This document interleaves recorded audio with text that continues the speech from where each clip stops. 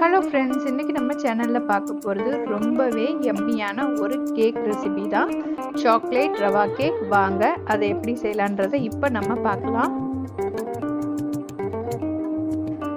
ஒரு மிக்சியில்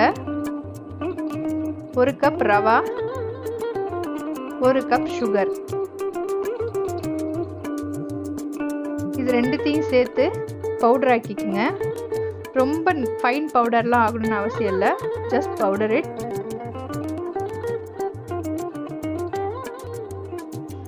இதில் பவுடர் பண்ண மிக்ஸை கொட்டிடலாம்.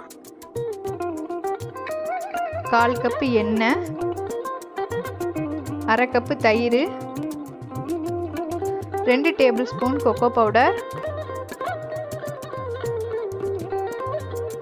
1/2 கப்பு பால். உங்களுக்கு இது ரொம்ப திக்காக இருந்துச்சு அப்படின்னா நீங்கள் கொஞ்சமாக பால் விட்டு தோசை மாவு பதத்தில் வச்சுக்குங்க. அதுதான் சரியான பதம். இதுக்கு திக்காக இருந்தால் லைட்டாக பால் விட்டுக்குங்க. இப்போ இதை மூடி 1/2 மணி நேரம் அப்படியே வச்சுருவோம். 1/2 மணி நேரம் கழித்து ஓப்பன் பண்ணி பார்க்கலாம். பாருங்கள், நம்ம எவ்வளோ தண்ணியாக வச்சுருந்தோம், நல்லா திக்காகிடுச்சு. இது கூட 1 டீஸ்பூன் பேக்கிங் பவுடர் போட்டுக்கலாம். இதை ஜலிச்சு போடுங்க, அப்போ தான் அங்கங்கே கட்டி இல்லாமல் எல்லாம் ஈக்குவலாக கரையும். இப்போ எந்த பேனில் நம்ம செய்ய போகிறோமோ அதுக்கு பட்டரோ இல்லை எண்ணெயோ வச்சு இந்த மாதிரி தடவி விட்டுக்கலாம். கேக்கு ஒட்டாமல் அழகாக வரும். இப்போ இந்த பார்ச்மெண்ட் பேப்பரை போட்டுடலாம். அடுப்பை ஆன் பண்ணி குக்கரை வச்சு 10 நிமிஷம் மூடி ப்ரீ ஹீட் பண்ணலாம். உள்ளே ஒரு திருமணை வச்சு மூடி வைங்க. குக்கர் விசில் போடணுன்னு அவசியம் இல்லை, இந்த மாதிரி மூடி வச்சுருந்தாலே போதும். இப்போ மாவை நம்ம மோல்டுக்கு ஊற்றிடலாம். இந்த மாதிரி தட்டி விட்டுக்கலாம், அப்போ தான் கேக்கு ஈவனாக வேகும். இப்போ இதை உள்ளே வச்சிடலாம். மூடி வச்சுருங்க, விசில் போடணுன்னு அவசியம் இல்லை. இது வேக 30லேருந்து 40 நிமிஷம் ஆகும். 40 நிமிஷம் கழித்து நான் ஓப்பன் பண்ணி காட்டுறேன். பாருங்கள், கேக் நல்லா வெந்திருக்கு. இதை எடுத்து இப்போ வெளியில் வச்சிடலாம். கேக்கு நல்லா ஆறணும். இப்போ சாக்லேட் சாஸ் பண்ண ஆரம்பிச்சிடலாம். ஒரு பேனில் 2 tablespoon cornflour, sugar, cocoa powder எல்லாத்தையும் ஃபஸ்ட்டு ஒன்றாவே போட்டுக்குங்க.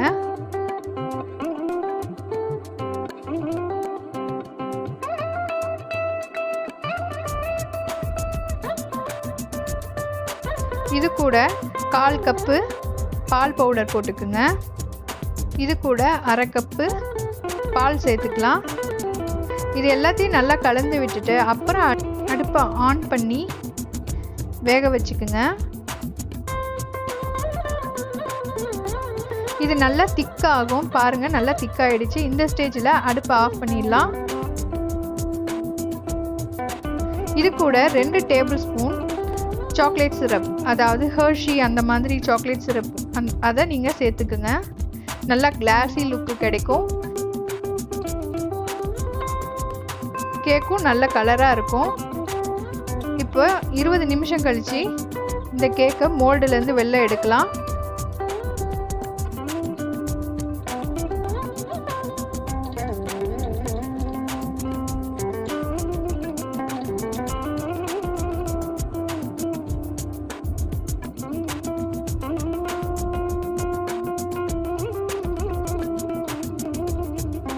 கேக் ரொம்ப நல்லா வந்திருக்கு. பார்த்தீங்கன்னாவே தெரியும் உங்களுக்கு.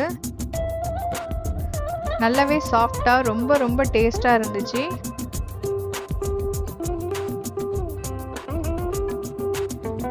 இப்போது ஒரு டூத் பிக் எடுத்து எல்லா சைடும் சின்ன ஓட்டை போட்டுக்கலாம். அதுக்கு மேலே சுகர் சிரப் அப்ளை பண்ண போகிறோம். இது ஒன்றும் இல்லை, சுடுதண்ணியில் 2 ஸ்பூன் ஜீனியை போட்டு நல்லா கொதிக்க வச்சுட்டு அந்த தண்ணியை அந்த ஓட்டை இருக்கிற எல்லா இடத்துலையும் ஊற்றுங்க. இன்னும் நல்லா கேக்கு ஸ்வீட்டாக இருக்கும். அதுக்காக தான் இது தடவுறது. நீங்கள் அப்ளை பண்ணலாலும் பண்ணலாம், இல்லை எல்லா இடத்துலையும் ஊற்றி கூட விடலாம். சுகர் சிரப் ஊற்றுனதுக்கப்புறமா நம்ம ரெடி பண்ணி வச்சுருந்த சாஸை எடுத்து இப்படி தடவ ஆரம்பிச்சிடலாம். எல்லா சைடும் ஈவனாக தடவுங்க.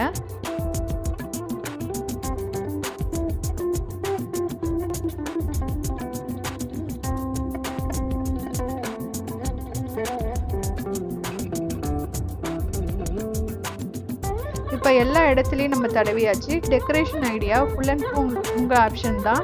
இன்றைக்கி என்கிட்ட டெசிகேட்டட் கோகோனட் இருந்துச்சு. ஸோ அதை கொஞ்சம் போட்டுட்டு அதுக்கு மேலே சில்வர் பால்ஸ் இருந்துச்சு, அதையும் போட்டிருக்கேன். இவ்வளோதான் நம்ம வீட்டிலே செஞ்ச சாக்லேட் ரவா கேக் ரெடி ஆயிடுச்சு. இந்த ரெசிபி உங்களுக்கு பிடிச்சிருந்தால் லைக் பண்ணுங்கள், ஷேர் பண்ணுங்கள். இன்னும் ஜானிஸ் கிச்சனை சப்ஸ்கிரைப் பண்ணாதவங்க சப்ஸ்கிரைப் பண்ணிக்கோங்க.